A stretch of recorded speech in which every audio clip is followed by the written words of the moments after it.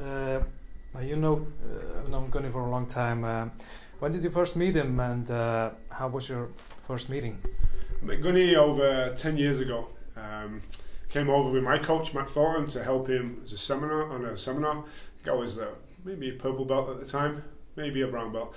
But I came over and Gunny came to the seminar with his friend. I think he was just a karate guy at the time. And we talked for a few hours, and this young kid, we were rolling at the end, and I rolled with Gunny, sparred with Gunny, and he'd not really done jiu-jitsu. I remember taking his back, he didn't know what was going on at the time. And I take his back and I went into the collar and went for a choke. I'm kind of tired and I'll go for the finish. It's like, shit, this kid's tough. I'm like nearly taking his head off, and I'm trying it, and he had some fighting. I remember looking up at my coach, who was walking around watching people roll and kind of nodding, going, this kid's tough, he's giving me a hard time. And that's the first time I met him, and he just got tougher. And more technical. He's always been tough, but he just got better and better. He's one of the best jiu-jitsu players I know, really. Did you know right away that he would get to this level where he's at right now? Yeah. I mean, he had that feeling. Just, he enjoyed the training, which is important. If you're not having fun, it's like a job. It's a tough sport, and it's He travelled a lot, he lived quite a sparse life, and he had focus. He totally focused, he came to England, spent some time with me, he spent a lot of time with John Kavanagh in Ireland, who's like his main coach, and he's always focused, and he has an inquiring mind. He's inquisitive,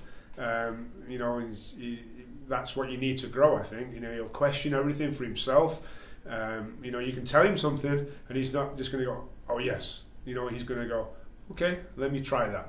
And he'll test it, and then he'll test it in deeper water. And he's always had something unique. So you saw something different about him than other fighters, right? Yeah, they're all individuals. Saul, again, he loves it. He found something, he was let's say a bad kid, was told to channel his energies, and he channeled it into fighting and wrestling and combat sports, and it's changed him. It just takes away the many mass. It uses energy in a positive way, and again, he's creative. He's got a good work ethic when he shows up on time, and again, inquisitive. They'll test things, they'll share things. You can see them always thinking and developing. And this sport is alive. It's the most alive sport in the world. It's growing by the minute. That's what's beautiful about it. And these guys approach it in that way. They know there's no magic. They know it's continual improvement, and they've got that.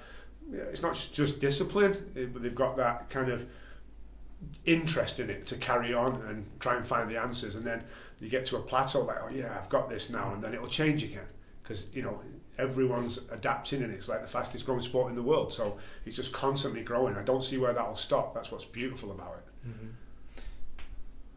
And how has Gunny evolved as a martial artist over the years? He's the true epitome of a martial artist. There's a different. You don't hear of a football artist, or in different sports. That's that line between this is a sport ultimately, but it's martial arts. It's you're going in. All right, fair enough. You agree to meet a guy at a set time under a set rule system, a very sparse rule system, but a rule system that's there. The rules are in place for the safety of everybody and the growth of the sport. But that's martial art. It's contact. It's as raw as it could be, apart from a samurai sword. It's man to man, mano on mano combat, and that's the martial artist's approach. Will constantly be evolving. Once he's finished fighting, I'm sure that he'll be evolving. He'll still be growing, still trying to improve it, and not really add stuff to the whole. When I look at Gunny, every time I see him, things get simpler. You come here and he doesn't. I always learn off him. I'm a coach, and I coach athletes, but when I come and train with Gunny, I'm always learning. He just keeps taking it further, and he doesn't do more stuff. It's not an accumulation. It's actually essentially, it's like recently said, chip away at the unessentials. That's how the sculptor makes his art. You take away from the rock and reveal what's there.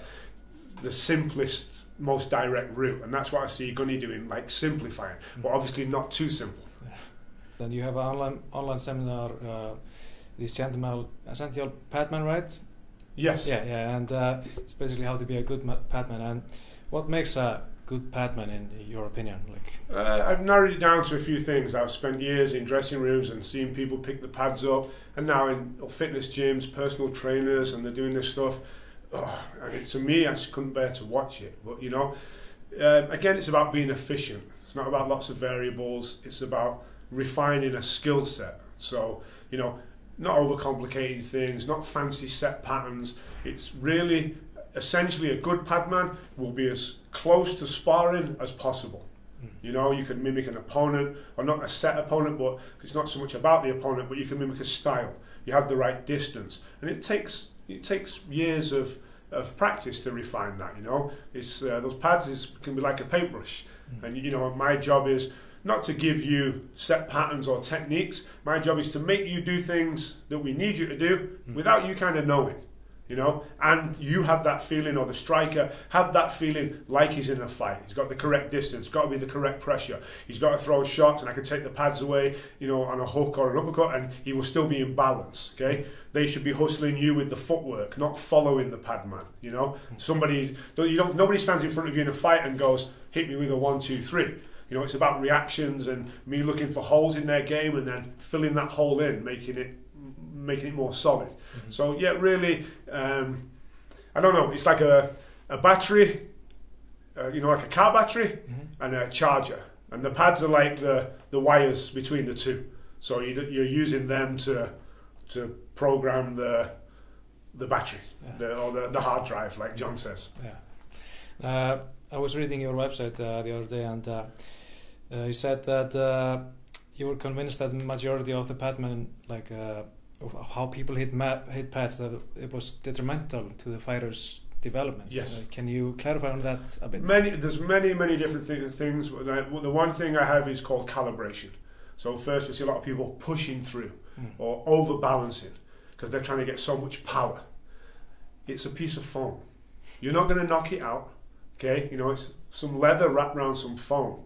It doesn't have to be hard. The best shots are the ones that usually knock people out. It's not just about the impact, it's about the ones you don't see. So it's that reaction, and you know, it hits you blind, the guy's asleep.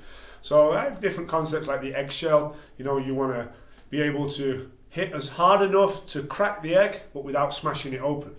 You know, and the one thing I see is a lot of guys, they'll go into a fight, they can look really good on the pads. You know, I see them warming up, and it's like boom, boom, boom, and you think, whoa, I don't want to get hit off that guy. Then they'll go into the fight, and they're like, and they don't want to throw because they're not confident in the balance. They need to commit so much to that, but you should be able to boom, boom, and still be on balance. You know, so you should be able to hit the guy hard, but maintain your own balance, not give too much away. So when I say detrimental, yeah, like people pushing or like just going for big power combinations or 50 punches in a drill, and also like the numbering system. When somebody's like, give me a 1, 7, 5, 4. The numbering system comes from, in the old boxing, I would call a secret code out, 3, 2. So the opponent doesn't know what I'm asking you to do. But if I'm going 1, 7, 5, 4, the brain doesn't work like that. It's be a visual stimulus. You should give an opening. I should see an opening and then capitalize on it. I'm not going to go 1, 2, 3. Now give me a 2, 3, 4. You know, the brain doesn't work like that. It's a visual stimulus. I'm going to see an opening. So you have the stimulus, okay, and then the response would be like the punch. But it's the space in between that I'm concerned with, making this shorter. So it's stimulus response. Boom. See it, take it. Thank you for the time. Thank you.